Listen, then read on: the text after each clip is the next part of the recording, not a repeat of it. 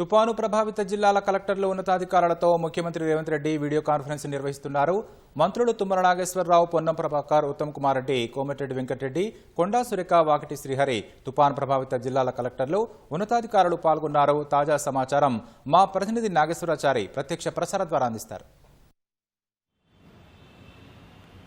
రాకేష్, ముఖ్యమంత్రి Revanth Reddy video conference నిర్వహిస్తున్నారు. తుపాను ప్రభావిత జిల్లాల కలెక్టర్లు అదేవిధంగా ఉన్నతాధికారులతో సమీక్ష నిర్వహిస్తున్నారు. గత 2 రోజులుగా తీవ్ర ప్రభావం, ముఖ్యంగా నిన్న రాష్ట్రంలోని దాదాపు సగం జిల్లాల్లో 16 జిల్లాలకు పైగా ప్రభావం కనిపించింది. ముఖ్యంగా ఉమ్మడి వరంగల్, ఉమ్మడి ఖమ్మం, ఉమ్మడి నల్గొండ జిల్లాల్లో మొంతా తుపాన్ ప్రభావం తీవ్రంగా కనిపించింది. అనేక ప్రాంతాల్లో జలమయమయ్యాయి, గ్రామాలన్నీ కూడా జలమయమయ్యాయి. అదేవిధంగా చెరువులు, కుంటలు పొంగి పొర్లాయి. అనేక ప్రాంతాల్లో రోడ్లు దెబ్బతిన్నాయి. ముఖ్యంగా వరి కోతల సమయం కాబట్టి ధాన్యం ఇప్పటికే కోతలు కోసిన దగ్గర ఇబ్బందులు ఉన్నాయి. అదేవిధంగా చాలా ప్రాంతాల్లో కొనుగోలు కేంద్రాలకు తరలించారు. అక్కడ ధాన్యం కొనుగోలు కేంద్రాలు తీవ్రమైన ఇబ్బంది పరిస్థితులు కొంత నెలకొన్నాయి.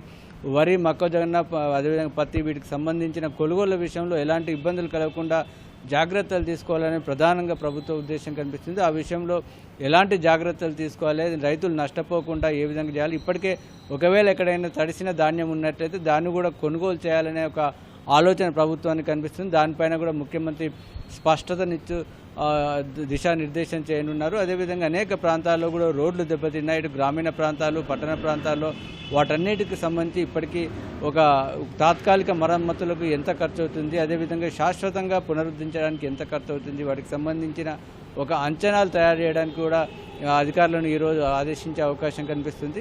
అయితే చాలా ప్రాంతాలు తుఫాన్ ప్రభావం చాలా వరకు ముఖ్యంగా దక్షిణ తెలంగాణలో మాత్రం ఎక్కడ కనిపించట్లేదు. అయితే కొంత ఉత్తర తెలంగాణ జిల్లాల్లో మాత్రం కొంత ప్రభావం ఉంది. అయితే సాయంత్రం వరకు పూర్తిగా పరిస్థితి అదుపులోకి వచ్చే అవకాశం ఉన్నట్టుగా వాతావరణ శాఖ చెబుతుంది. కాబట్టి ఆ తర్వాత కూడా ఒకవేళ వీటన్నిటిని పునరుద్ధరించడం, దెబ్బతిన్నటువంటి రైల్వే ట్రాకులు కానీ, అదేవిధంగా రోడ్లు, ఇతర మంచినీటి పైప్ లైన్లు, వాటన్నిటిని పునరుద్ధరించడం, ముఖ్యంగా ధాన్యం కొనుగోలు కేంద్రాల్లో ఉన్నటువంటి పరిస్థితి చక్కదిద్ది వెంటనే కొనుగోలు ప్రక్రియ ప్రారంభించడం, రైతులకు ఎలాంటి ఇబ్బందులు లేకుండా చూడడం అనేది ఈరోజు వీడియో కాన్ఫరెన్స్లో ప్రధాన ఉద్దేశంగా కనిపిస్తుంది. అదేవిధంగా వర్షాభావం తగ్గినప్పటికీ వాటికి సంబంధించిన ఎక్కువగా వర్షాలు నీరు అంతటా నిలిచి ఉంది కాబట్టి వాళ్ళ దోమలు విజృంభించడం, దాని ద్వారా అంటువ్యాధులు, ఇతర జ్వరాలు కూడా ప్రబలే అవకాశం ఉంది. కాబట్టి వైద్య ఆరోగ్య శాఖను కూడా ఇప్పటికే ముఖ్యమంత్రి రేవంత్ రెడ్డి అప్రమత్తం చేశారు.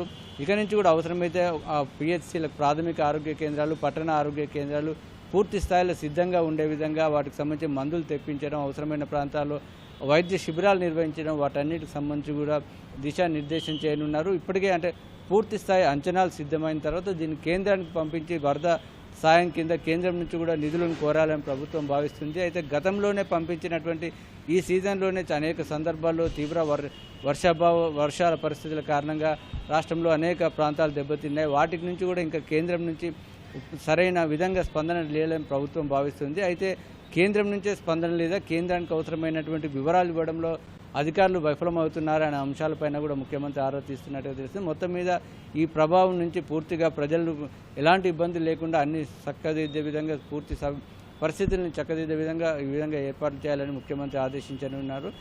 ఈ సమావేశంలో డిప్యూటీ సీఎం బట్టి విక్రమార్క, అదేవిధంగా మంత్రులు, ఉన్నతాధికారులు, జిల్లాల నుంచి కలెక్టర్లు వీడియో కాన్ఫరెన్స్ ద్వారా హాజరయ్యారు. రాకేష్, ధన్యవాదాలు నాగేష్ చారి.